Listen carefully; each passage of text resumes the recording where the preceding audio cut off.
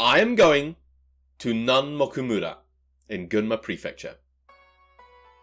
If, like me, you have never heard of this place, I would not be surprised.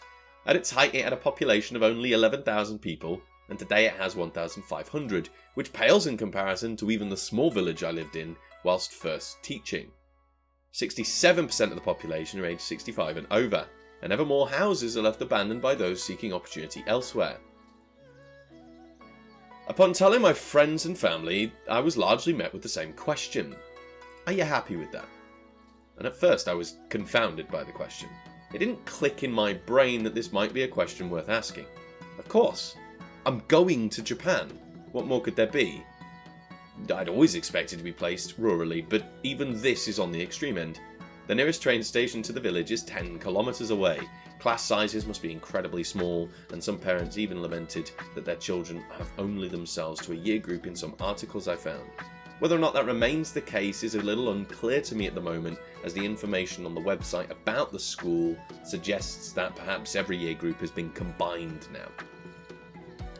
It is said that Nanmoku is on the front line of depopulation of Japan's rural areas, so now I'm left to ponder my role in a place like this.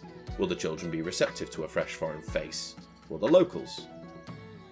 My Japanese ability is lacking in nearly every aspect and has only grown worse as my revision waned before finding out my results. Will they be willing to help me learn and give me the opportunity to practice? What resources will I have access to for my lessons? What is there to do in the area?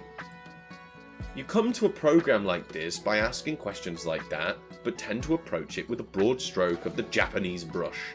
Karate, judo, calligraphy, kendo, tea ceremonies, and even flower arrangements. Will I even be near such institutions to instruct me? A cursory glance suggests not. Hiking and admiring the scenery seem to be prime-time hobbies for the region. I'm hoping to ingratiate myself with the locals and help out where I can. Repairs and manual labour, farming, going on walks, speaking with them. History's finest resource is, after all, the oral account. It's not unreasonable to assume that in a country where the population consistently lives to exceed 100, there would be plenty of stories to tell. But one must have apt Japanese skills, I imagine, to understand these tales from ages past. There seems to be a growing sense of loss for many Japanese folk who have grown up in rural communities as the cultures slowly die out, and I wonder if it would be possible for myself to discover these and help keep them alive, appreciating the culture I'll be expected to become a part of. I've since found the village website with some cursory information that can be difficult to make sense of due to Google Translate. Nanmoku itself was translated as Minamimaki, which is a village in an entirely different prefecture. Something the village appears to be aware of, as the village name is often written in hiragana to avoid the confusion. The website suggests that the recently closed elementary and junior high schools are now combined into a single compulsory education facility that opens its doors this year. This is likely where I'll be operating during my time in Japan.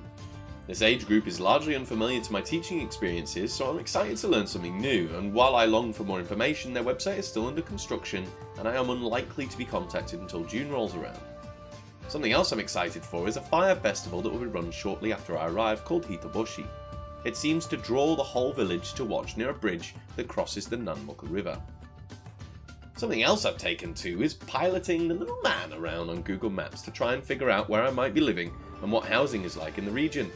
Many of these buildings appear dilapidated and run down, with naught but a whisper of the wind to breathe life into their rooms, while others look well lived in and maintained.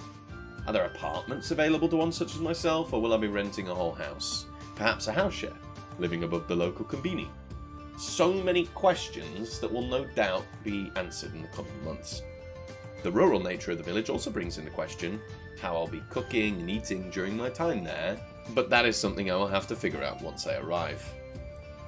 YouTube material on the village appears to be very lacking in terms of detail, and there are a few videos of people simply walking through the area. At least 2 have confirmed the presence of a decent onsen, something that Gunma is meant to be relatively famous for. While my focus has largely been on the village itself, I feel my research has neglected the wider Gunma area, but unless I get a car, I believe that the immediate vicinity shall be the place I would be exploring anyway. Now that I know for sure my position is secure, I have begun to sell items. Unpainted Warhammer, board games, my sound bar, even perhaps my PC and TV. It's not like I can take it in my suitcase. I've taken the drastic action of even cancelling my pension for a few extra £100 a month in the lead up. I've also begun to film ordinary parts of life in the UK, walking past a church, seeing a castle, looking out towards the sea. I do this now so that I have a good stock of materials to show students what life is like where I'm from. I hope to get some footage from my hometown specifically so that I can better engage students with my own personal stories. It's a bit of a strange time at the moment for me as I try to squeeze in as much socialising as I can before I jet off to the secluded hills of Nanmoku. At time of writing, I have a little over 9 weeks before England becomes a thing of the past for me, and a precious rural relic of Japan becomes my future.